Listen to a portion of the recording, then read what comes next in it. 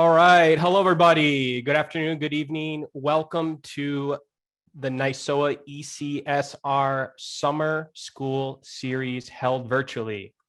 Those of you that don't know me, because it's been a long time, as well as I do not have a mustache anymore for this, my name is Lance Van Heitzma. I will be here to co-present with my friends. Driving the bus today will be our bus driver, Paul Tamburino. Additionally, in the library will be Roger Morton checking IDs. In the lab, serving up TikTok hacks for refereeing will be Corey Rockwell. And then in the trailer will be Doug and Lana with Never Ends Productions. So we're very fortunate to see everybody tonight. Well over 506 or 700 people have registered. So we're going to get started as people trickle into class. This will be the first installment of 5. This will be held every Monday night, every other Monday night, every 2 weeks, same time, same place. Registration for the second one will begin tomorrow. Okay, so please be on the lookout for your emails. Before we start, we want to give a moment of silence to those referees and family members that were lost during the COVID times. Just a couple individuals in particular, Randy Masterton, Angelo Bratis, and Angelo Casanelli. So our hearts, our thoughts and prayers go out to them and their families, as well as everybody else that's been affected. So let's please take about 10 seconds, a moment of silence to remember those.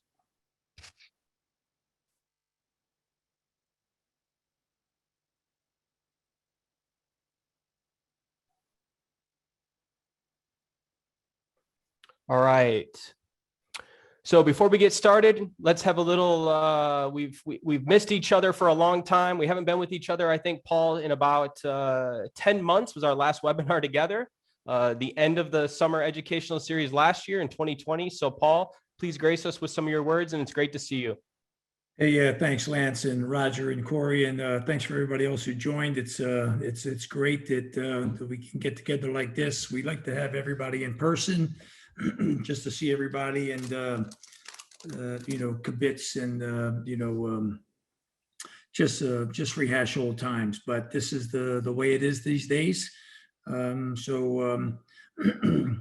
spent a lot of time putting these things together, and thanks to Lance and Corey and Roger for coordinating all of this. And like Lance said, we have 5 of these coming up, and there are things that, as in every season, there are things that need to be addressed. And let me just say this, right? When I say you, I don't mean anybody in particular. I mean you as referees. We need to step up for the better of the collegiate game. And again, I always come across as negative, but, there have been some terrific positive things that referees have done, but us as assigners and with Lance and Corey with, NYSOA, we only hear the negatives. So we don't hear very, very many of the positives. So we need to focus on how we can improve the collegiate game, specifically, the points of emphasis. Going forward of like where the collegiate game is going and where you fit in the collegiate game, and can you still fit into the collegiate game. So it's important for all of us to focus. We're only 8 weeks, Roger, 8 weeks. We're 8 weeks out, and I know everybody's, contacting me, say, hey, how come I'm not getting any games? Well, I got to tell you, I bet I don't have 60% of my schedules yet. So that's just the way it is. So just be patient. But we're here to be educated, even myself, about, the violent behavior, what we're going to talk about tonight, and, between 1 and 2. And so sit back, kick back, enjoy it. And if you have any questions, Roger's there to ask it. And then we're here, obviously the rest of the week, pick up the phone or send an email. We'll go from there. Thanks, Tambo. Roger, would you like to say a couple of things about your role for tonight and how they can communicate with you? Well, actually, I'm going to be very brief, which is different for me. So only thing I'm going to ask is everyone to simply put your information in the chat room. This is one of my favorite subjects, believe it or not, the topic that we're talking about. So let's just take this time and use this time to really just jump into our educational platform, because this is a hot topic that is a challenge for referees, especially, believe it or not, our season just ended. And guess what? Our season just beginning. So look forward to working with you, Corey, and the great group. And everyone, please ask questions. This is your platform to do whatever you need to do in reference to education. All right. Thank you, Roger. And Corey, you're a new face here to the NYSOA educational team. Even though we've seen you on webinars in the past, we've had you as a guest, but now you're officially part of our team, and we're extremely happy to have you. So if you wouldn't mind saying a couple words, and we'll get right into it. Yeah, thank you, everyone. Yeah, first greetings from Chicago. So I'm not in my element at home here, but yeah, we're super excited about 100 days on the job, and super excited to be working with ECSR and the rest of the NYSOA team to put this together. We're really coming together, and this is an unusual time because we have usually our off season is 8.5 months, and now it's only 2.5 months long. And like Tambo said, we're down to 8 weeks left before opening kicks. So really appreciate everyone attending. And once again, that referee willingness to learn really shines through. So we're really looking forward to this. And yeah, looking forward to really starting this session. So thank you to all. Thanks, Corey. So I just put in the chat here. And first off, Corey, we're really excited to have you on board, especially during the summer series, to share your expertise, your knowledge, working at the highest level of the collegiate game, but also working at the highest level in the world in terms of soccer, football. So we're really blessed to have you.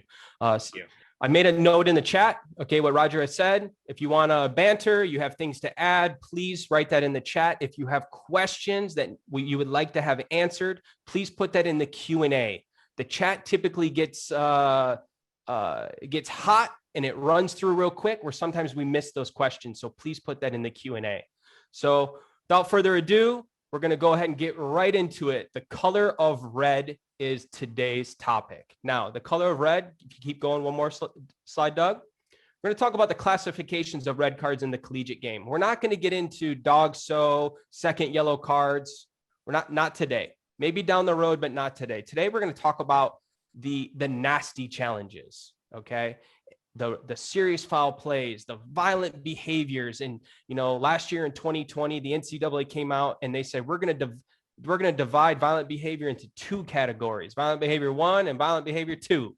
All right. And we felt they did a better job of clarifying, how they wanted it classified last year. And we're going to, they built a foundation, and we're here to expand on that and hopefully build the house that everybody can live in terms of what is violent behavior 1 and 2. We're going to talk about fighting. And then last but not least, it wouldn't be a webinar on red cards without referee assault. Now, at the collegiate level, we really don't see a whole lot of referee assault, maybe 1, 2 every couple years. But as I believe, Paul, you would attest to, the games have gotten a lot hotter this past spring. The games have gotten very emotional.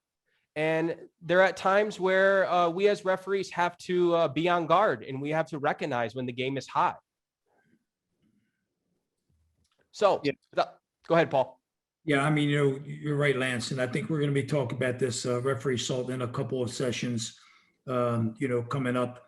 And look, I know as referees, we're all nice people. We don't want to punish the player severely or maybe unjustly or whatever, but, we have to take action what happens at that time. And we do not want referees assaulted. I feel, in my opinion, along with the people in this group, I think we're going to get more and more assaults. Hopefully it's not that many, but I think we're going to get more and more assaults as the collegiate, not season, as long as collegiate soccer, continues, which is going to be for a long time.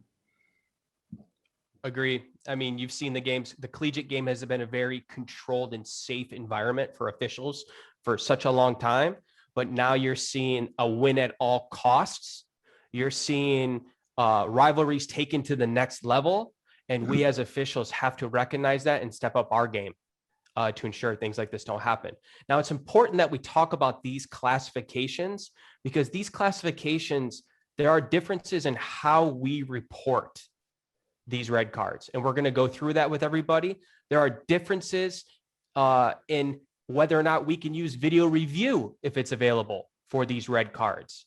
And as well as there are different levels of punishment.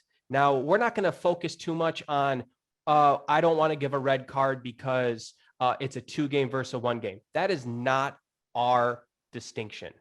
Our distinction is if you know something is a multiple game suspension, there is a different method of how you report that. And that's the important part, whether it's reporting it in the game as well as after the game. Okay. So we're going to go into the details of that. So when you watch these videos, have an open mind, understand the considerations we're going to talk about, the whether or not video review can be utilized, and how the reporting goes for notifying the individual parties of what type of red card occurred. So, Doug, next slide, please. Doug, can you go ahead and just make this one the main slide, or the main tile, or spotlighted? I think is what it's called. There we go. I pinned it. Okay. So we're starting off with the differences between serious foul play and violent behavior. Okay. This is something that, as Paul, Roger, Corey, and myself have watched a lot of games this past fall and spring, we as officials have difficulty understanding the differences between these two. Okay. Because remember, serious foul play, you cannot use video review. Okay. Violent behavior, you can use video review. So that's extremely important for us to know the differences. Okay. So serious foul play, the easiest one for me is it a challenge? Is it a tackle for the ball that endangers the safety of the opponent or uses excessive force or brutality? Okay. It's a challenge for the ball. It's against an opponent. It's competing for the ball per se. It's committed on the field, and it results in a direct free kick foul. All right. So the biggest thing here is against an opponent on the field while challenging for the ball. Okay. Second one here is violent behavior, and that can occur off the field, as we're going to see some video examples. It can be against an opponent, teammate, official, spectator. It's not a challenge for the ball. It can occur when the ball is out of play, and video review can be utilized here. Okay, so that's very, very important. Violent behavior, we can use video review. Serious foul play, we cannot use video review. Now, if there is a situation where we are trying to determine, we have a red card, but we're not sure if it's violent behavior or serious foul play, guess what? You can use the review for that part to differentiate the two. But please remember, if you have a clear serious foul play, you cannot use video review. And Paul, would you like to add anything here? No, Lance, I really don't. I just think that, we need to change our mentality of how we referee, because the game is constantly changing and we need to change with it. So we'll see examples of this coming up. Lance, we just had a very good question to come up in the chat that I think will be an educational opportunity for everyone. The question goes, Lance, if you go to the monitor to look for violent behavior and see that there's serious foul play instead, can you come out with serious foul play with the play? Yes. According to Ken Andrus from last summer's summer educational series, right? You just need a reason to go to the monitor in terms of a valid reason.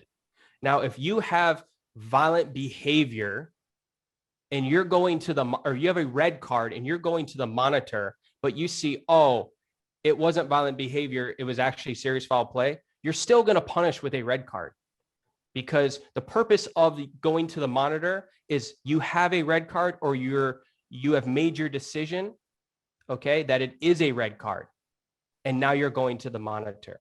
Okay. Now, if you have a yellow card and then you go to the monitor and it's serious foul play, you're not supposed to change. You're not supposed to upgrade it. All right. But we ask you to use common sense, be practical, And the most important part is punishing the red cards. I think as Tambo would agree, we need to stomp out the violence in our game. Good question, Steve, as always. Next. Oh, a couple things too. The differences between serious foul play and violent behavior. When you're looking at considerations here, taking consideration force, speed, intensity, mode of contact, point of contact. We talked about brutality, excessive force, endangering the safety of the opponent. All right, so take those in consideration. All the clips you're going to see today are red cards, and that will not be debated. What we will debate is the classification of the red card. So in this next video example, you're going to see the first example is going to be serious foul play. And then the second example is going to be violent behavior. And think about those considerations regarding challenge for the ball against an opponent on the field of play. Think about stuff like that. Okay. Doug, video, please. I think this is too far.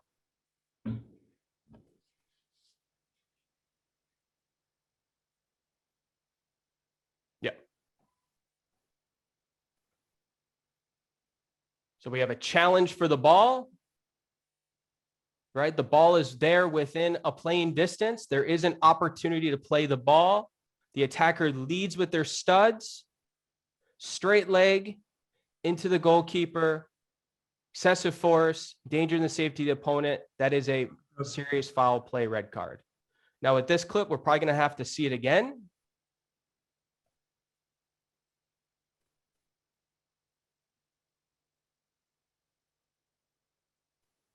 It's all right. Go ahead and see this one, and then we'll show the second one again.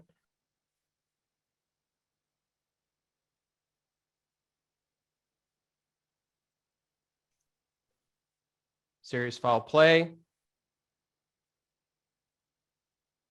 Video review cannot be used. Watch this one. It is off the ball. It is leading with the elbow to the neck facial region with excessive force. There is no challenge. There is no ball there. There is no attempt to play the ball. So this would be a video example of violent behavior. Paul, would you like to add anything, or Corey? The only thing I would add on the second one, the AR catches this. The referee does not, because the ball is further upfield. So the AR has the wherewithal to keep an eye on the opponent, what happens in the middle of the field, which is what the assistant referee should be doing. Correct me if I'm wrong, Corey. We can't be following the ball. So it's good teamwork here on this one. And the first one is self-explanatory. I mean, we cannot be lenient on these types of challenges. We just can't. Yeah, well put, Tambo. I mean, most of my games don't have video review, as I'm sure many of the folks on the call, it's the same story. So in these situations, even if you only have a 3-person crew versus a 4-person crew, if offside is not your priority, plays in the other end, we can't miss anything but behind the referee's back. So you're scanning the field. Yes, you're watching play, but your eyes don't get tunnel vision on the play because you already have the lead AR and the referee's eyes on it. Always be scanning that field and watch for the flash points. Someone who just had the ball taken, someone who maybe thought they had a foul but didn't. Something, I'm sure there were some flash points that led up to this incident, and that's where we need that lazy eye to be kept versus tunnel vision on the play. Thanks, Corey. Thanks, Paul. And to Paul's point as well, we do not manage violence. And this is considered violence. We do not manage that. We can manage the technical aspect, delaying the game, encroachment, things that are non-violent aspects of our game. But what we cannot manage is violence. So please take that in consideration and use that in your future, in your toolbox, to determine whether or not a situation should be managed. Next slide. differences between violent behavior 1 and violent behavior 2. Okay, and if you notice, we put where you can find this information in the rule book. So if you have your rule books handy, if you have a PDF copy, these are these two specific classifications of red cards are very, very important for you to understand. For violent behavior 1, it's unwarranted excessive force or excessive act or use of force when not challenging for the ball. Okay, video review can be utilized. It's a minimum 1-game suspension. And that's important because the head coach, scorekeeper, and the player does not need to be notified of the reason for the ejection. Okay. When you have 1-game suspensions, coaches, scorekeeper, and players do not need to be notified. All right. Whereas when we get down to violent behavior 2, okay, it's an unwarranted excessive act or use of force, just like above. But the key here is it malicious, which is intent to do harm, and so extreme and severe that it places a participant in danger of physical injury. Examples of this may include, but they're not limited to, headbutt, elbow to the face or head, stomping, kicking a defenseless person, or hair pulling. Okay. Now remember, what you have to do is look at the severity. You have to judge the severity and the malicious, basically the level of the malice involved to determine those scenarios if they're violent behavior 2. Okay. Video review can be utilized. Additionally, coaches, scorekeeper, and the player must be notified of the reason for this ejection because it carries a heavier penalty. It's a minimum 2-game suspension. So this is where, this helps me remember whether or not I have to notify individuals in the game if for a classification. If that punishment is more than 1 game, I have to notify people. I have to notify coach, scorekeeper, and the player. Okay, so that's an easy way to remember it. Additionally, the clear intent of violent behavior 2 is to eliminate conduct that presents a serious risk of injury and has no place in the college soccer. For the examples above to elevate to the level of violent behavior 2, they must be premeditated, severe, and done with malice. Okay, because remember, you can have a headbutt that's violent behavior 1. You can have an elbow to the face or head region that's violent behavior 1. All right, but when you get into that area where it's exceeded, it's premeditated, it's causing injury or danger to that participant, it must be violent behavior 2. Okay. Paul, would you like to add anything based on your experiences as an assigner and what you expect from your referees? Here's the only thing, and we're going to see videos of this coming up, I'm sure. What I want to go back to is and go back to the slide, Doug, if you don't mind. Look, Ken Andrews, I will buy whatever Ken Andrews has to say, or Rich Grady, whoever it is. What I don't particularly care for in the first sentence is excessive. Because we're going to see examples where, well, you're going to say, well, it's not accepted, but it is an unwarranted act. So, but this is where referees have to decide, okay, is it VB1, is it VB2, or is it just a yellow card? So I like the unwarranted act. Does the player actually need to do that? It may not be excessive, but does she really need to do that? So, but as Lance says, we need to get this stuff out of our game. And if we slant on the side of VB1 and 2, I'm good with it. I can defend it for sure. And I think so can Roger and Steve and every other assigner that is out there. So. Thanks, Paul. Great points as always. Another point I would like to make before we move on too is the examples in there, right? The examples in there as VB2, we mentioned how they can also fall into VB1, and that depends on the severity of force. If it's lower than what's expected for VB2. But remember, those examples in VB2 cannot be escalated to fighting. Okay. Back in, was it a couple years ago, the NCAA had it where all hair pulls were fighting, classified as fighting. Okay. That is not the case anymore. Hair pulling is classified, could be classified as VB1, depending on the severity, could be classified as VB2, depending on the severity. Okay. So please take that in consideration when you're looking at these clips, but they cannot be classified as fighting. Next. Roger, do you need to answer some of these questions? Actually, no. Corey and I are working the chat, the Q&A, and it's hot right now. But yes, we're Okay. All right, moving right along. All right. Sorry, didn't want to. I just see him loading up there. Go ahead, Lance. Sorry. All right. Next slide. So here are two clips from this past fall and spring that are examples of differences between VB1 and VB2. Okay.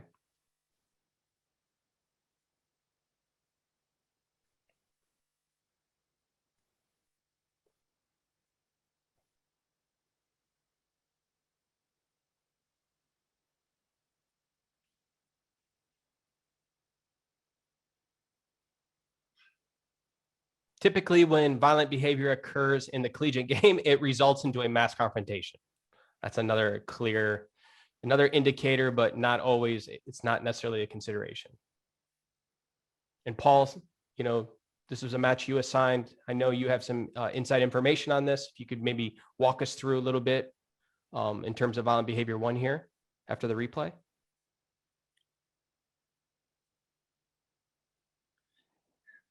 Look, 2 years ago, 3 years ago, we would say this is a yellow card. There's no doubt about it. We could say this is yellow card. But now with the clarification of VB1, VB2, it's off the field of play. It's unwarranted act. So this is easily a VB1. And we've been talking about this before. You have to understand the game at hand. And this is what we are missing as referees, the game at hand.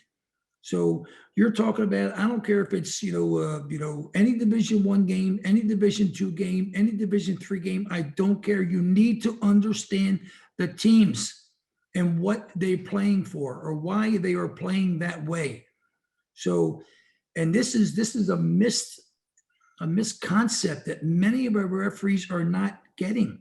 But this is off the field of play, no challenge for the ball.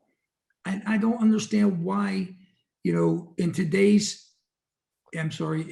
August, when our league start, I don't understand why this is going to be a yellow card. This has to be a red card. Yep, endangers the safety of the opponent. It's from behind. Like, even if this ball is on the field of play, this is not a fair manner to challenge for the ball. And since this occurs off the field, like Paul said, I mean, we're 2 yards off the field as the ball's already left the field. So there is plenty of time for this UNC Charlotte player to actually pull up and not make contact. But this is clear intent to do harm. Corey, would you like to provide any information from the AR perspective on this clip of how ARs can help the referee? Sorry, Lance, I've been looking at the questions, so I come back to this one, and I'll I'll get you up. I'll get you up to speed on this. Okay, no problem. I think we pretty much covered it here. I think the assistant referee in this position is kind of in a tough spot because they're looking at the front where the contact comes from behind. But as Tambo said, as a referee, you have to feel the situation. You have to feel it. You have to feel that you're at the end of the game and players are willing to take risks that they maybe normally would not have in the early part of the match. And also the point out here too is just because there's 45 seconds left in the match, that does not give you a reason to ignore this violent act. You must get it right. You must stamp the violence out of the game. Violent behavior 1. Let's see what violent behavior 2 has for us here.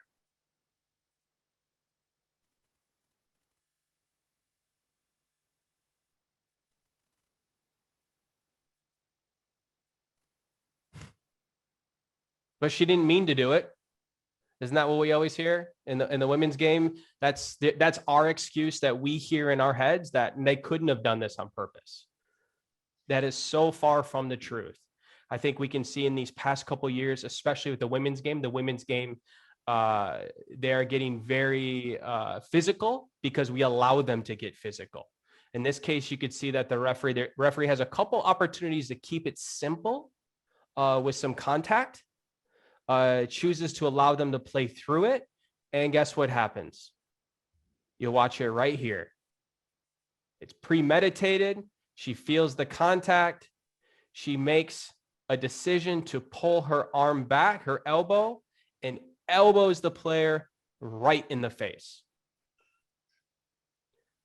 Severe risk of injury, endangers the safety of the opponent. This is not a challenge for the ball. This is a violent behavior 2 offense. And this is the biggest difference between the last one and this one. Lance, as you just finished that statement, one of the questions just came in the chat, and it says, if that's clear intent to do harm, does that make it violent behavior too? Roger, can you repeat that again, please? Yep, from Chris, it says, if that's clear intent to do harm, does it make it violent behavior too? Yes. Yes. Malice, extreme, and severe, that it places the participant in danger of serious injury. And in this case, the serious injury here is the facial region. It's hard surface to soft surface, elbow right to the face. This isn't a jockeying for position with the arms out for balance. Okay, this is right here. You'll see that there is premeditation. There is some contact here, but you'll see there is some premeditation where the player in the white jersey, it's unneeded. This is unneeded for her to possess the ball because she already has possession of it. This is a clear retaliation for some physical contact from earlier, and with malice. This is done to send a message. Lance, Chris, correct me if I'm wrong. You're talking about the Duke game. Are you talking about the Duke game? Because he says the first clip. He said that that's clear intent to do harm. Does that make it VB2? And then he follows up with a question in the first clip. Yes. So we're talking about in the Duke UNC Charlotte game. The question is, if that tackle or that challenge is clear intent to do harm, can you go to VB2? Okay, so it was the first clip. Okay, so yes, if you feel that clip is malicious and so extreme and severe that it places the participant in danger of serious injury, then yes. We all agree that it's a red card. Now it's how you want to classify it. In my opinion, it falls more under violent behavior 1. It's in that gray part, right? It's a red card. We know it's a red card. Now we're maybe uncertain if it's violent behavior 1 versus violent behavior 2. I've always been under the understanding that if we're uncertain which violent behavior it is, you're going to issue the violent behavior 1. Okay? Because we don't want to be guessing when it becomes to, additional punishments and stuff like that. Now, if video review is available in that situation and you're undecided if it's violent behavior 1 or 2, you have violent behavior. You can go to the monitor and look at the replay to determine which classification of violent behavior it is. And that's acceptable. But please remember, if it's violent behavior 2, you've got to notify the coach, the player, and the scorekeeper of violent behavior 2 has occurred. Here's the important thing, ladies and gentlemen. This cannot be a yellow card. That's the important thing. It cannot be a yellow card. If you feel that it is, as Chris said, it's malicious, whatever, and you want to do VB2, that's fine. But cannot be a yellow card.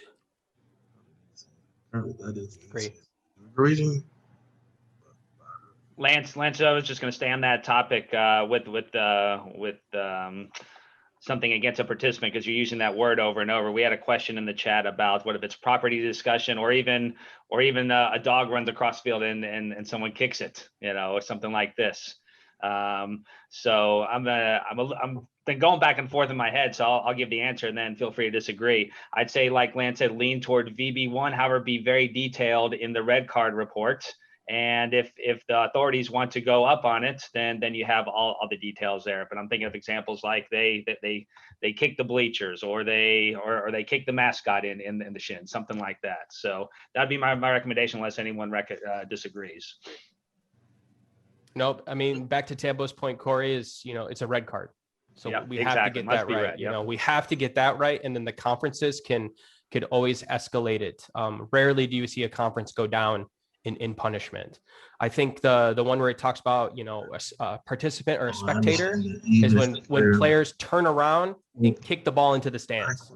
Motion does not connect to the opponent. It's when players kick the ball into the stands, and you got to judge whether or not was there malice, was there intent, was there in danger, physical injury, things like that. Because not only do we got to protect the players on the field, but we also got to protect the participants that are there as spectators to watch the game. Perfect. And don't think a dog cannot run on the field, because I saw it in a Division II game about 3 years ago. Okay, so it can happen. And everybody loves dogs. So if you go heavy on a dog punishment, I think you'll be all right too. Good question, Michael. Thank you for that. Okay, next. Fighting. This is always a good one. This has been really cleaned up and clarified for us by the NCAA, and we thank them for that, where a fight is defined as a deliberate strike or punch, or an attempt to strike or punch. And that could be another player, an official, a coach, bench personnel, in a malicious manner. Okay. Is it done in a malicious manner? All right. And that's what you think about. Remember, malicious, intent to do harm. An example, and this was one of the questions, I believe, some of you have been sending Doug questions in advance, which is fantastic. So if you have questions in advance of the webinar, please feel free to send them. Okay. And somebody asked a question too about, in this example, if a player, coach, or bench personnel leaves the coaching area to participate in an altercation, he or she is guilty of fighting and shall be ejected. Now, there is a but in there, and that is in the rule book. Coaches and bench personnel may leave the coaching area during an altercation, providing it is an attempt to restore order. Okay. I believe last year in one of our clips with the NCAA, one of NYSOA and ECSR showed it, where there was a fight that occurred on the field. A coach runs out there to grab his players, to separate them. That is attempting to restore order. We should thank them for that, because they don't have to do that. And we should not be ejecting coaches because they're trying to be peacemakers out there. Now, the question that was sent to Doug was, what if it's a player coming on the field to be a peacekeeper? Okay. Or a substitute. It's a substitute coming onto the field. Now, the NCAA does not specify that as the but. Okay. So you have to use your common sense. Okay. If we don't want players running out onto the field, okay, and even if they are restoring order, because what's typically likely to happen when a player runs out there, or a substitute? They may have good intentions at first, but it never ends good. It never ends well. Okay. So please, if you're an assistant referee, if you're a fourth official, be proactive with the benches, making sure nobody leaves the bench during an altercation. Okay. Roger, would you like to tackle that from the conference perspective? Because I'm sure you deal with that once in a while, where you got a player substitute leaving, and that's why they wear bibs, people. That's why we make them wear bibs, so we know who's coming off the bench. I apologize, Lance. The question and answer room is hot right now, so I apologize. Can you repeat your question? Can you repeat your question for me? My question for you is, Roger, at the conference level that you deal with, you have a fight that occurs, and I know it probably depends on where on the field, if it's close to the bench, if it's all the way onto the other side of the field, and you have a substitute player that runs over there and grabs the players, could be a captain, and grabs Mhm. his players to separate them. Mhm. At the conference level, how does the conference want us to deal with that? Because in the NCAA rulebook, it only says coaches can be peacekeepers out there. Correct. But it Correct. doesn't say anybody coming off the bench is automatically ejected unless they're participating in it. Correct. So you're absolutely correct. I think it goes back to something that Tambo, and I love his favorite statement he uses is what the game expects, and it's the same thing the conference expects. The conference expects that student athlete should be punished from the standpoint of within the conference. So as we step away and we look at the match itself, once again from the conference aspect, they expect us as referees and fourth officials to administer the rules that are in place and use those rules that we can enforce. So it doesn't make any sense. Tambo and I and a lot of conference assignments would get the telephone call. This what happens, and they want us to do something. Hey, can you call the conference? Can you call the school? Well, the conference will always say, what did the referee do? What did the crew do for us to support them? So as we said before, once again, apply the laws and the rules of the game, and then the conference will support the referees. But they do expect some type of punishment to be dealt with. Lance, just going to stick with that, with the VB2 versus fighting. Just there's a lot of questions about why the elbow in the second clip was not constituted as fighting. Do you want to go over that, and then I can chime in? Do you want to take it? You can go ahead and take it if you want, because you were probably thinking about this one. I mean, I would say that the elbow, even though you could classify that as a fight, you know, and that would be your prerogative as long as you have your considerations for supporting it. You know, the punishment is the same. It's 2 games each. But at the same time, as remember, you know, there are a limited number of fighting red cards one player can get in a season before they're done for the year. So for this is, yes, it could be considered a deliberate strike. So if you wanted to say this is a fight because of deliberate strike, your conference and your assigners would support you. But at the same time, as you know, I don't see this as a punch. It doesn't scream fight to me. Like when we see some more clips, the next clips coming up, it screams fight, and nobody could argue it that it's not a fight coming up. Yeah, good point. That's all I was going to add in, Lance, was that, you know, the NCAA rules used to be very traditional. It was a closed fist, and we kind of got away from that, you know, being a very specific closed fist to the face, et cetera. But it's something where if you were to show the video, you'd get 80% plus referees in the room saying that's a fight type thing. So use your judgment. You're there, but the main thing is if you determine to be VB2 or fight, it must be clearly communicated. I want to emphasize that as much as possible, and use the verbiage in the rule book. Have that rule book open next to you, and make sure you're using the exact verbiage to match each one, because that's how things can get protested, and that player can be on the field next game if it's not written up correctly. And Paul, would you like to add anything? Yeah, I mean, look, I think we're overthinking this way too much, ladies and gentlemen, really do. So look, if you think it's a strike, and again, a strike, if it's a normal run of play, as we saw in the women's game where she throws the elbow, yes, it's deliberate, but that's not a fight. It is a strike, but it's not a fight. You know, a fight is where you maybe square off, or you're swinging around, you punch somebody, or we're really overthinking this. The only thing I got to keep saying is that these cannot be yellow. They can't be. So you need to change your mentality, because I'm going to tell you, as an assigner, if you give it a yellow card in that Duke UNC Charlotte game, you will lose games. That's not a threat. That's a promise.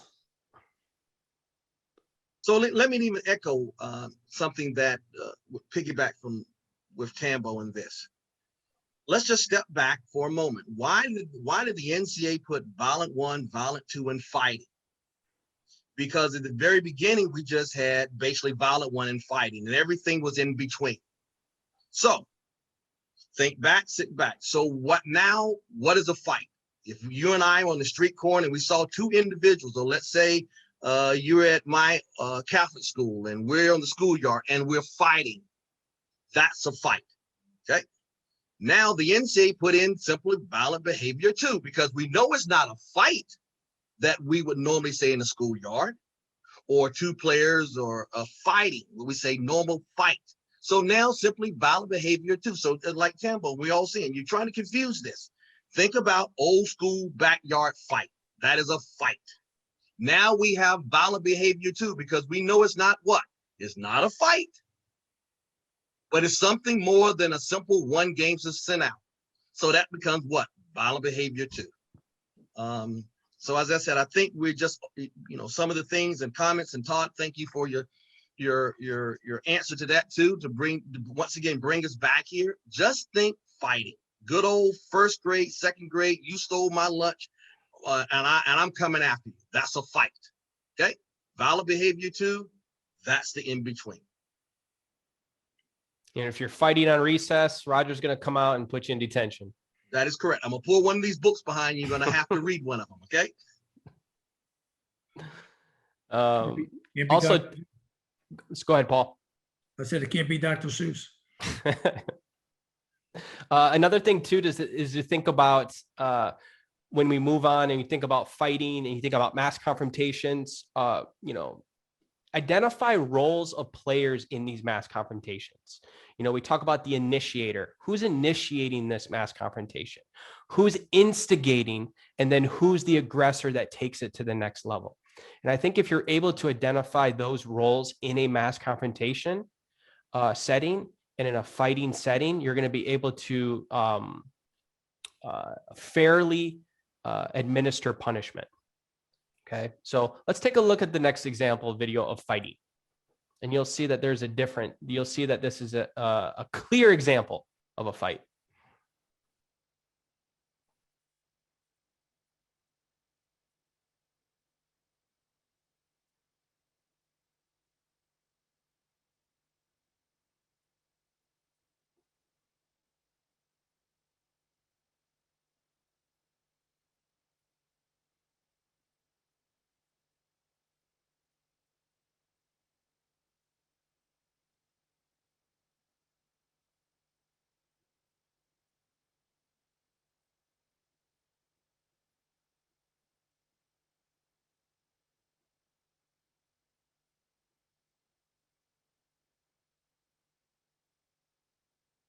All right.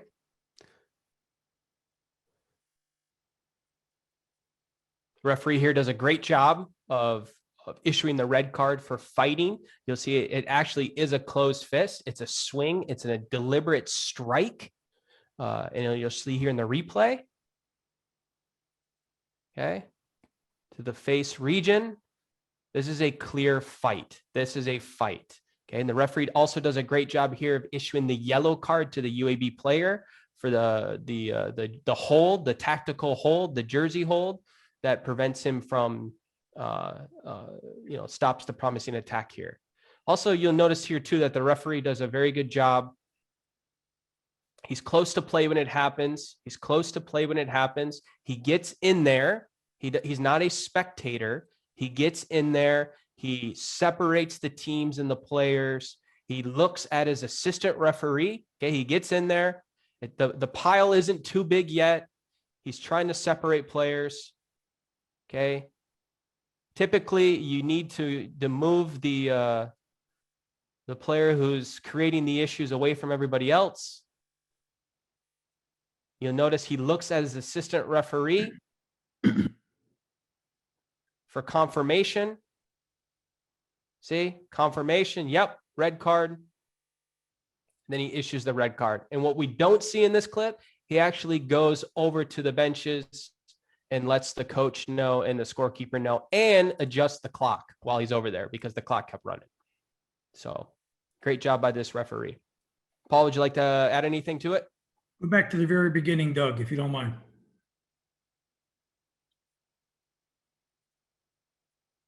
And then stop it there. So look at the referee. He has a good angle to see. This is what's important. He has a good angle to see. He's not too far behind. He's not too far ahead. He doesn't have players in front of him. That's how you can determine the correct decision. And we see so many times, Roger and I, it comes across Corey's desk and, and Ken Anderson's desk, where we have players in front of us. You need to have an angle to see. And this referee does, and the AR. So kudos to both.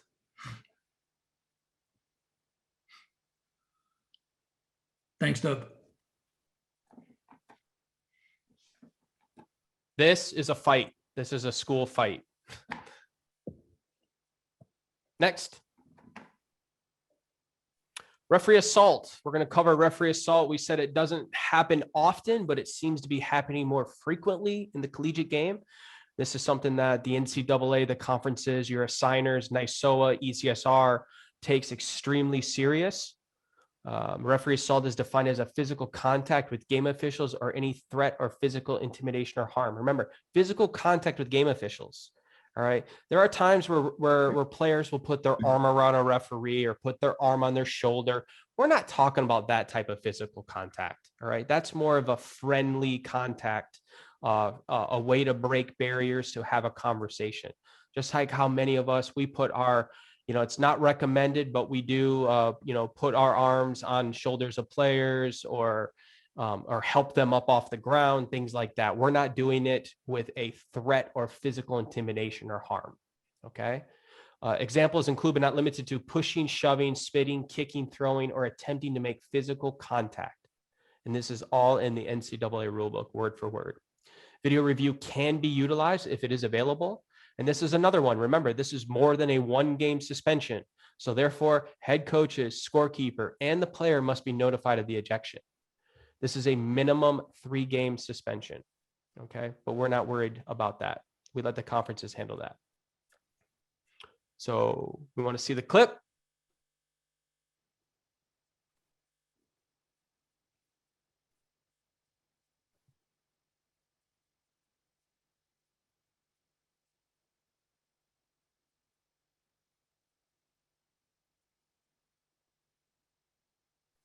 Now remember, we're not judging whether or not about the decision with the penalty kick. You'll see the player run to protest. It may not seem like it doesn't have to be a shove, but remember, he's coming to the referee. He's coming to the referee and puts his hands on the referee. Okay, puts his hands on the referee.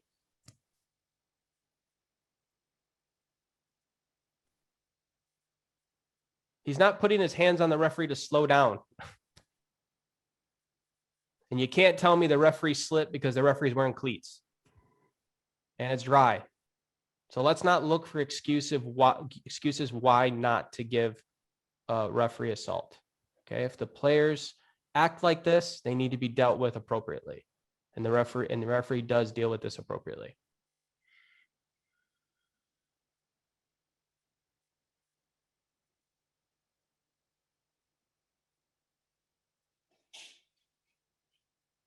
Are there any questions? Corey, would you like to add anything to this?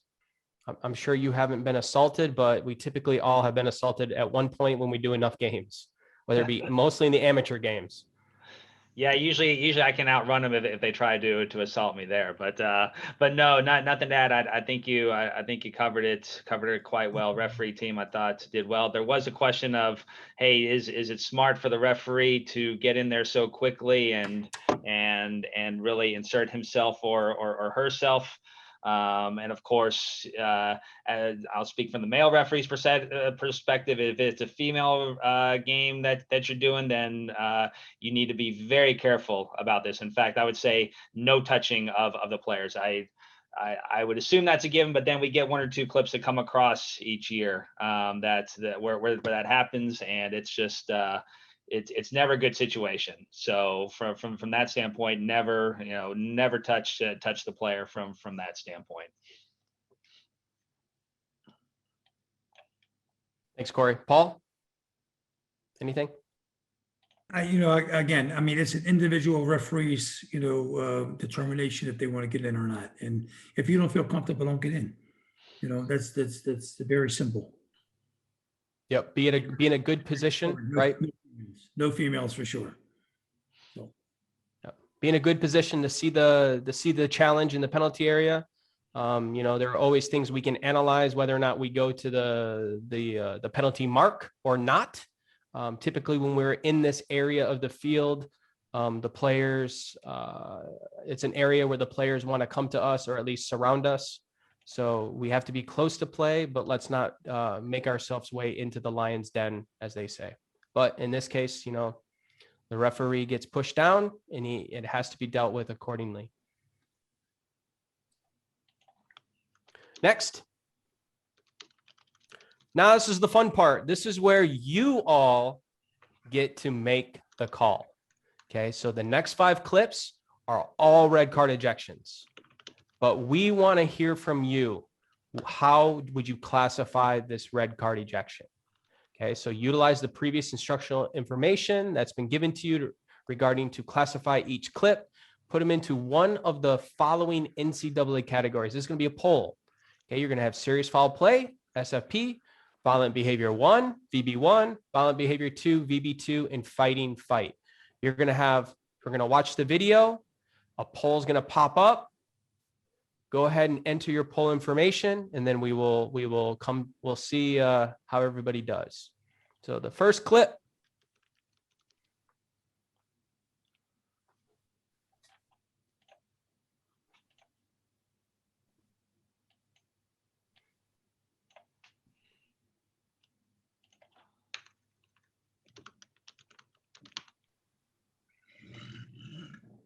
Don't worry, there's a replay.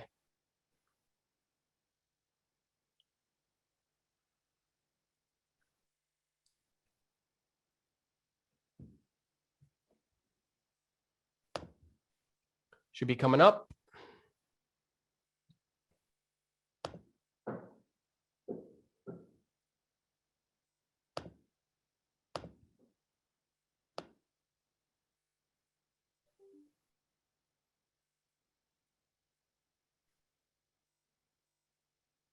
The action we are judging is by the Longwood player.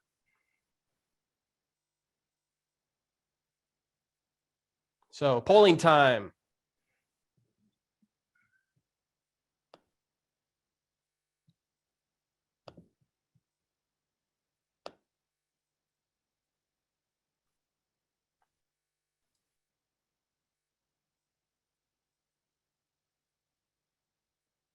How are we doing with the polling, Doug? I'm gonna go 30 seconds. Okay.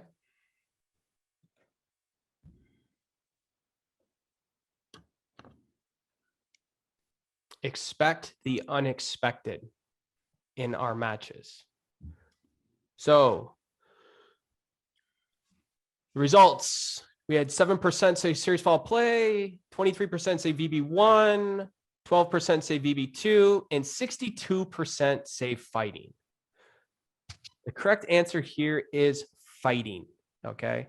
This is a deliberate strike by the Longwood player, and they'll see it on the replay, okay?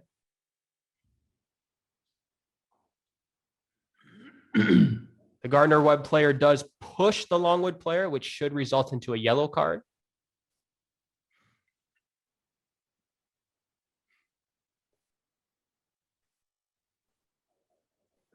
Okay. This is part of keeping it simple. We could probably have called a foul there to prevent all of this from occurring. This extracurricular. You got 2 players on the ground. The referee should be watching them at least to make sure that everything's okay, or the assistant referee can in this point, or 4th official. We got a jersey hold. Okay, now you got 2 players that are going to keep going. You got a push. That's a push. That is not a strike. That is a strike. That is premeditated. That is malicious. That is intent to do harm. Any addition, Paul? Just from an assigner standpoint. So I mentioned before that we need to have a red card. But what's going to happen from this coach? Because they're all going to see this. They're all going to see this presentation before the season begins. And that coach that coach is going to say, wait a minute, why is that not fighting?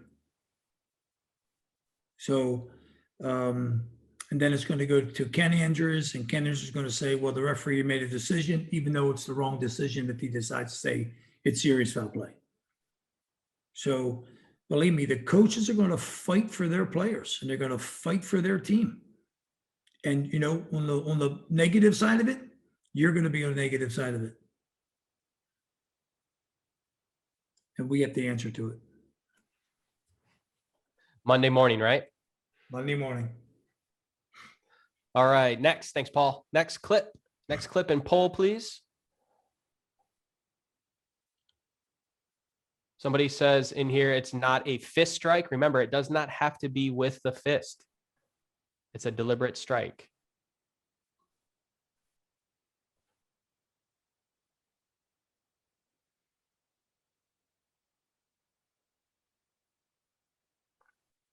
All right, poll time.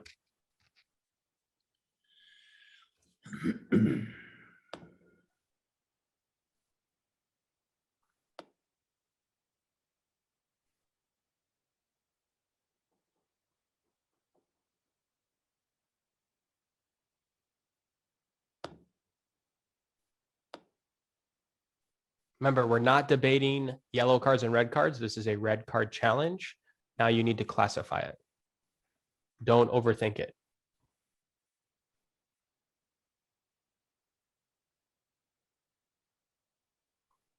Okay, Doug, I think we're good for this one. Here we go. 86% say serious foul play, 10% say violent behavior 1, 4% say violent behavior 2, and we have 0% for fighting. So 86% of you have this correct. This is serious foul play. Why is it serious foul play? Well, the easiest explanation here is the fact that it is a challenge for the ball. The ball is there when the challenge is being made. Okay. It's not a good challenge, and that's why it's a red card, because of the mode of contact being the bottom of the cleat, the point of contact being in the opponent's chest. But remember, this is a challenge for the ball. Therefore, it's classified as serious foul play. Video review cannot be utilized in this situation. So you have to get it right the first time.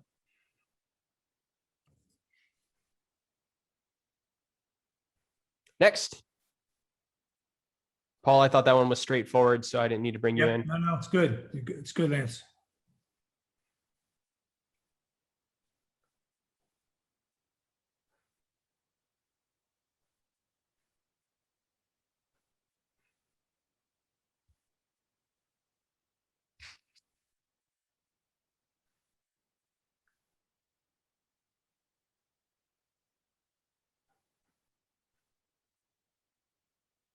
We're going to see this one more time, Doug.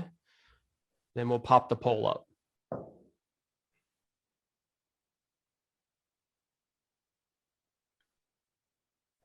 Division III game. Some of the most difficult games for us to officiate.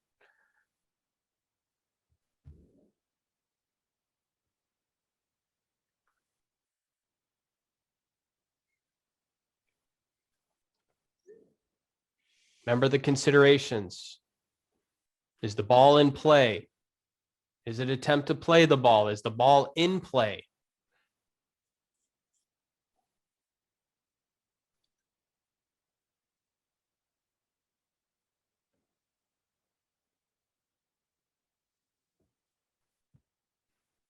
All right. 3% said serious foul play. 80% said violent behavior 1. 17 violent behavior 2, 0% fighting. So this is a good one. This is great. We had 97% of the people that were in the violent behavior range. 80% of you were correct. This is violent behavior 1. This doesn't escalate to the level of maliciousness, okay, that you typically see in violent behavior 2, but this is violent behavior 1. If you went violent behavior 2 here, no one's going to argue with you, but remember, please, when it's in that gray area, you typically want to be going to violent behavior 1 because it's not clear and obviously violent behavior 2. The ball is not on the field of play. The ball is off the field when this happens. This is a kick at the opponent. Okay. This happens quite often in our games when players are on the goal line, either shielding the ball from the opponent and going out of play, or chasing the ball down and who's going to get there first. Okay. So these two players have gone quite a good distance, challenging with one another back and forth. Okay. One player takes exception, kicks her. Okay. This is not a studs of the cleat into the Achilles, studs of the cleat into the thigh. This is a kick off the field, but the kick is done right there. Doug, can you back it up just a little bit, please? Right there. It's right there. Now go forward.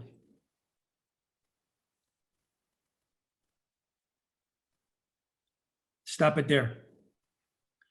My question to the ones who had serious foul play: how can you have serious foul play when that white attacker has no opportunity to play that ball?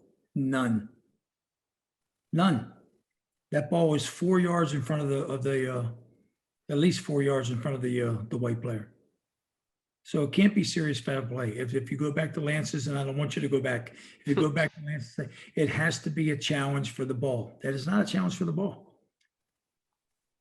So that's where the mindset of the referee, you referees, need to reevaluate of what is serious foul play, what is VB1 and VB2. And I know VB1 and VB2 is a new concept. I get that. I get it. But serious foul play is not. It is not. So again, there's no way that's serious foul play. No, no way. No way. Not only is it not an attempt to challenge for the ball, but the ball is off the field when it happens. So the ball's not even in play. And you know, you cannot rely on your assistant referee or anybody else to help you in this situation, because this is in the referee quadrant. So I cannot look over to Corey Rockwell and ask him other than, was the ball in play? That's really what I can ask. But even then, it's so far away, this has to be the referee's call. Remember, expect the unexpected. Okay, expect the unexpected. Next clip. Now, for more examples of violent behavior 1 and violent behavior 2, you know, the NCAA has some great presentations on their center circle. ECSR has some presentations on their website, and as well as NYSOA has some specific series from the stimulus quiz from last year, as well as the summer educational series that is on there that focuses specifically on violent behavior 1 and violent behavior 2. So use these resources, as Paul has said, change your mentality, understand the differences. Okay. There are resources out there. You just have to use them. Clip 4.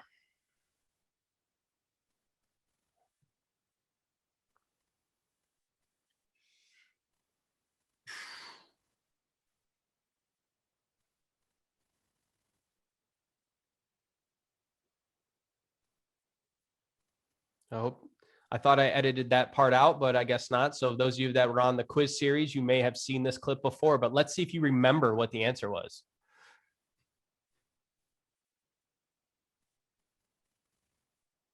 Okay, go ahead and pause it. And go ahead and put the poll up.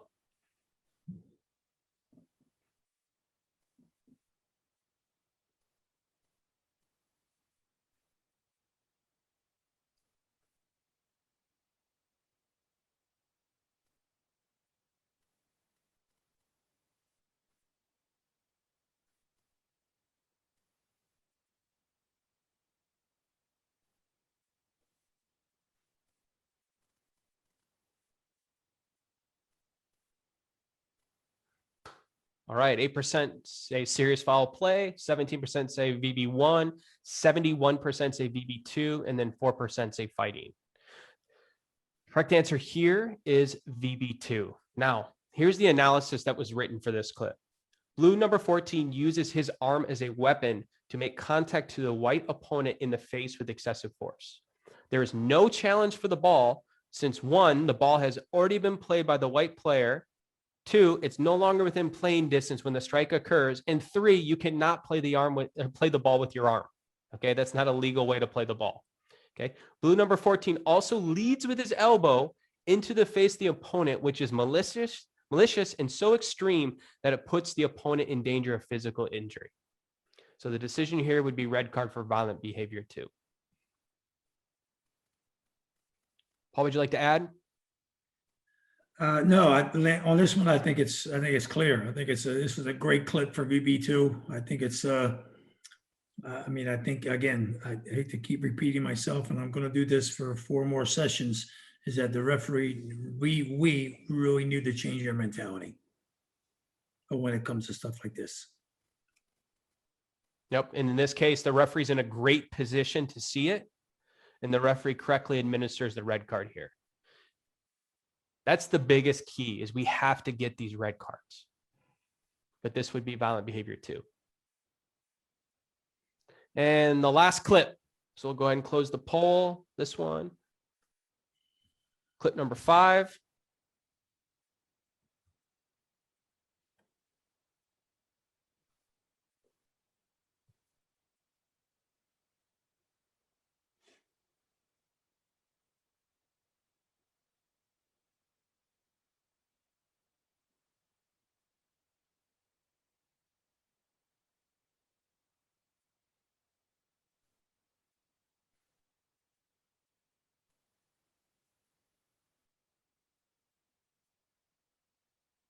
We'll see it one more time before we show the poll.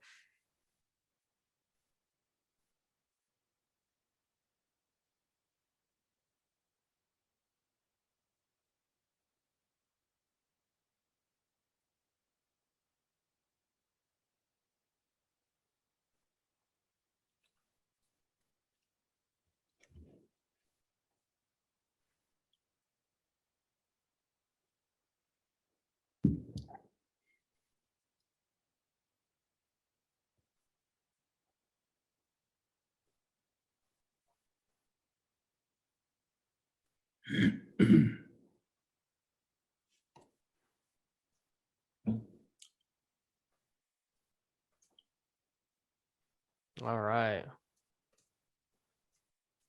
Hang on one. All right. So here we go. This one's a little bit tougher. Okay, we have 15% that say serious foul play. We have 52% that say violent behavior 1. We have 32% that say violent behavior 2. So let's take a look at this. White number 23 chases down the green opponent and commits a charging foul in the back. Okay. There is no attempt to play the ball or challenge for the ball.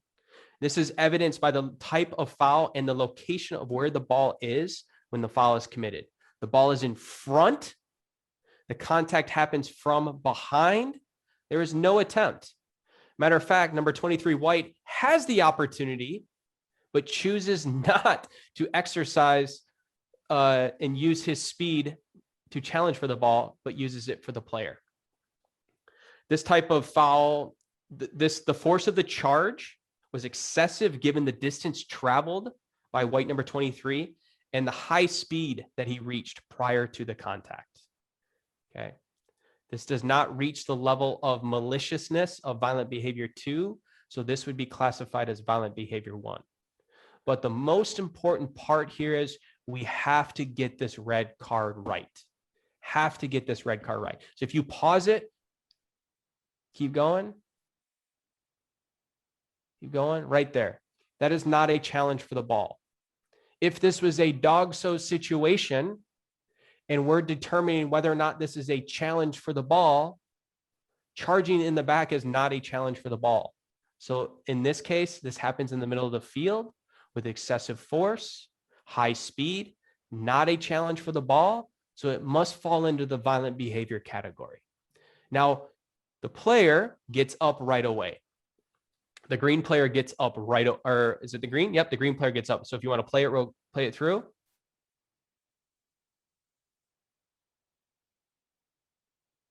Gets up right away.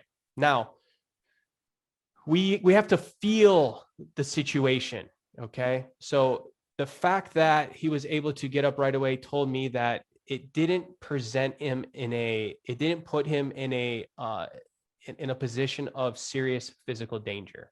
All right. But this still falls under the violent behavior 1 category. Paul, please add your expertise here.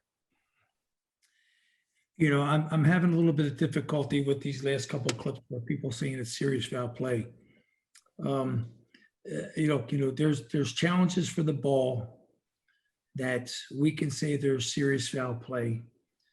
But most of the decisions for serious foul play are challenges that happen on the ground. Yes, there are challenges in the air where there's maybe an elbow thrown or something like that, but then that falls under violent conduct. But this is what I'm struggling with.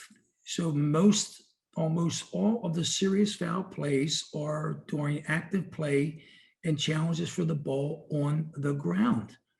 So yes, we're going to get a red card. You give a serious foul play, that it's going to be a red card.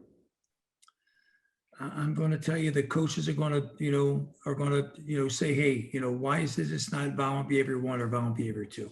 And we can defend the violent behavior 1 or violent, but again, what bothers me is that this is not a challenge for the ball. And we make difficult decisions. This is at Louisville against the Louisville player. This is where you make the big money. And this is how you get to the Big Ten, and how you get to the Conference USA, and how you get to the College Cup, by making difficult decisions. That's how you get there. Because if you give a yellow card here, Roger and Manny and Sandy and Rachel and Ryan, if you get this wrong here, why would I bring you to the College Cup? Why would I give you the first, second, third round? So this is the difficulty I have. And this referee gets it spot on. It's a red card. Absolutely. And it's and we keep going back to, we keep hammering this. It's so important for us as referees to properly classify these red cards, because we can use video review when it's violent behavior. Okay. We have to know how it's going to be reported during the match if we need to tell additional people, because coaches are going to, they're looking for ways to justify why our decision is incorrect. And when Paul and Roger talk about having to they fight for us, they support us, these aren't the things they shouldn't have to be supporting us on, because we should be getting these correct. The classification part. If it's a yellow and red and has elements of red, absolutely they're going to support us. But in this case, with the serious foul play versus violent behavior, we have to get these obvious ones correct with violent behavior, especially when we're at venues that have video review. Okay, so that's very important. But the moral of the story here is these are all red cards, and we have to get the red cards right. Corey, would you like? Go ahead. Yeah, Corey, one thing please. to add, there's a question there about AR involvement, fourth official involvement. That last clip is perfect. No reason why the fourth official, and I'm not criticizing the fourth official, I'm just saying in general, no reason why the fourth official cannot step onto the field. So a couple things. What's the first thing the referee does? Stop the clock. You have time to talk it out. If you're not sure if it's VB1, VB2, or fighting, call your nearest teammate, call AR1 over, have a talk about it. All right. So a red card is coming, but if you want to say, hey, I just want to go through the considerations, let's remember what Lance talked about in June. Does it meet these? Talk it out. We have the clock stop. Let's make sure we get it right, and we don't have that video Monday morning that we were talking about earlier. So take your time, get it right. The clock is stopped. It's not like Federation where you have to be quick. Take your time, get it right. I introduced this term about 3 years ago, and I think you all want to think about this. And I was actually just reminded of it on a text. These red cards, especially the VB1s, they're off the field of play. They're, this one is the ball is not, within playing distance. These are non-soccer plays. We don't play like that in soccer. We just don't. And this is what's so different about our collegiate game, as in if you're watching the Euros, it's or you're watching UEFA, or you're watching MLS, anything, you know, these are non-soccer plays. All the other red cards and yellow cards and all those other leagues are usually plays on the ball. These are not play on the ball. So it doesn't belong in our game. So if it doesn't belong in our game, and ask yourself, if I'm still playing, or if that's my son, or if that's my daughter, would you want a yellow card? That's the bottom line.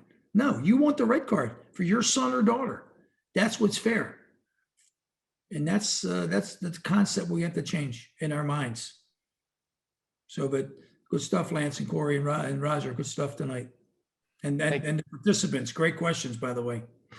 Absolutely, Tambo. And I think a lot of times too, still being an active referee, sometimes we overthink what our assigners want, and we're always looking to get that. We want that next game. We want that next big opportunity.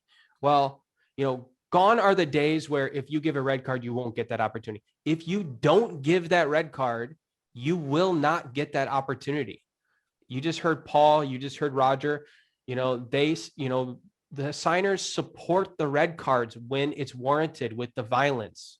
Okay. So we have to continue giving it, especially at the Division II and Division III and the NAI levels, where we all know those games are off the chain from minute 1 to minute 90. The D1 games are typically easier matches to officiate because, everything's expected, everything is there. Whereas in the D2s, D3s, and NAIs are very difficult because they're very unpredictable at times, and you have a wide range of skill between the players and the teams.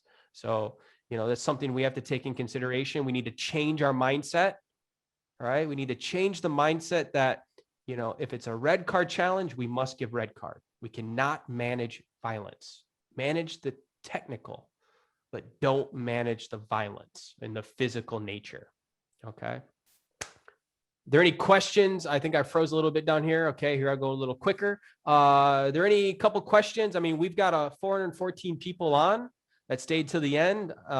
So if there's any I will not answer any questions about Mexico, United States Nations League Championship game. I've already been asked by a couple of you. I cannot answer that other than I'll say that the referees did a fantastic job.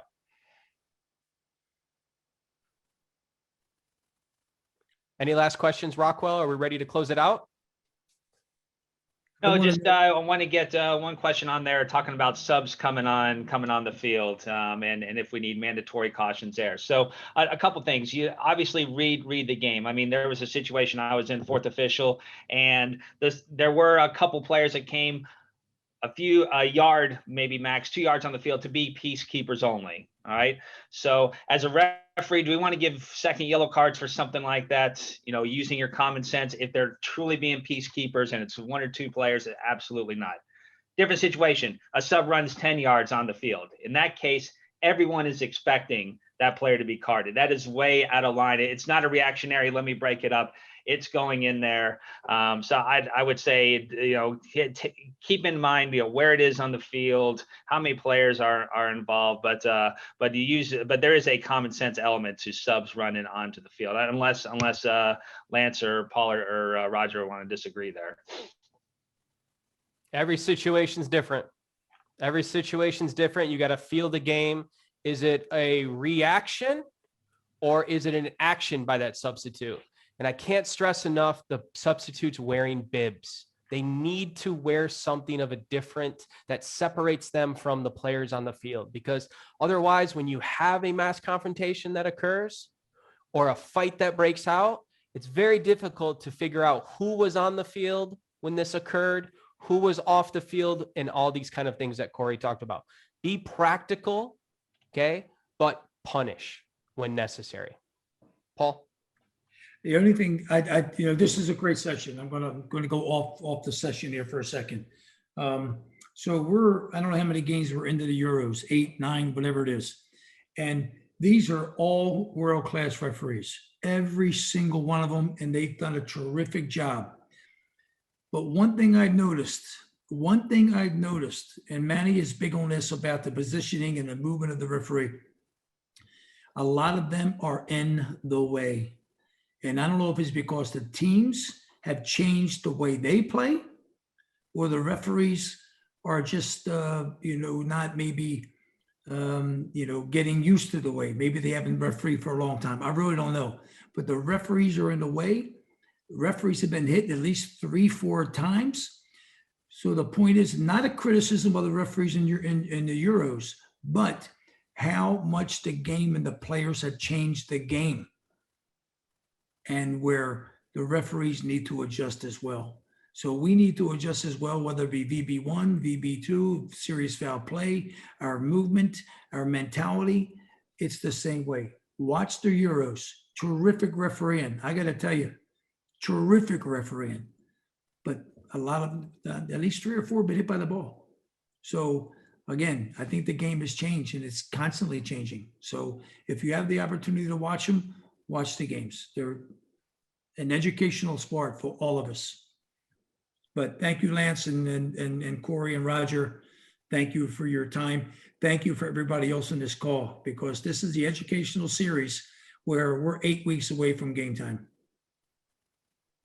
Absolutely. Thank you, Paul. Special thank you to Doug and Lana at Never Ends Productions for everything they do behind the scenes. I mean, they're able to put on this I like to say world-class virtual session for us. Thank you very much. It looks like you've upgraded the truck a little bit, so it's great to see everything going on in the background. And we couldn't have done it without all of you. But as Paul has said, we couldn't have done it without everybody that's on this. We still have 380 people. I'm going to put in the chat here because some of you need credit, or some of your chapters may ask you for credit, or some of your assigners may ask you for credit for attendance. Now, we do keep an attendance registration log and a login.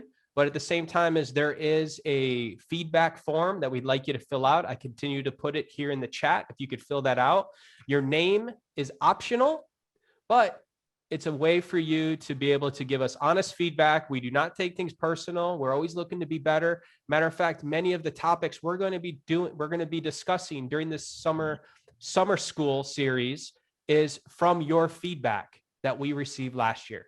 So we really do take it into consideration. And I'm able to provide you all certificates of attendance, because everybody wants perfect attendance at the end of the year, and we can do some fun raffles on that. Upcoming webinars, we have 6/28, 7/12, 7/26, and 8/9. Registration will be coming out here soon. Remember, we are limited to a capacity for participation, so please don't wait to register. And if you do register, please attend. Otherwise, you're just taking a spot from somebody else that could have attended. Okay. Corey, since this was your first official webinar as being part of the team, any parting last words from you? No, I just, with this sharp group here, I need to step up my game. 65 questions. My fingers are more tired. Oh, we got Tori outside my door, and the rest of the gang cheering for me out there at the hotel here. We're on the game together. But no, great questions. Sorry we didn't get to all of them. I'll still try to keep typing even after the meeting ends. But very impressed with the questions, and I hope you all can join the future meetings, because this was a lot of fun tonight. Next up is Paul. I believe this is yours, right? Next one about reading and managing the modern college game. Yeah, that one's mine. Yes, and I'll get that to you, Doug, as soon as I finish it. But this should be an enlightening presentation, I think. I'm hoping I'm going to have a retired coach on this call with us if he's able to attend. I know he's very, very busy. He's busier now than he was coaching, he's telling me. So hopefully we can get that done, and I think it'd be very enlightening to all of us, and all of our series are going to be very enlightening. So, but watch the Euros. Yes, watch the game. Watch the Euros and watch Gold Cup in July, please. Absolutely. Watch Gold Cup. So everybody, we'll see you next webinar, 6/28. Please look for the registration. This recording will be posted both on ECSR's website as well as NYSOA's YouTube channel. So anybody that did not attend, any of your friends did not attend, they may still catch the educational content. Additionally, if there's anything you want to go back and review, it will be available for you. So Roger, here we are. Roger, last words of wisdom, brother. As Rubio Vacquez would say, keep it simple. Keep it simple. All right. Perfect. Thank you, guys. All right. See everybody. Talk soon. 9:30 on the dot. Good night. See you.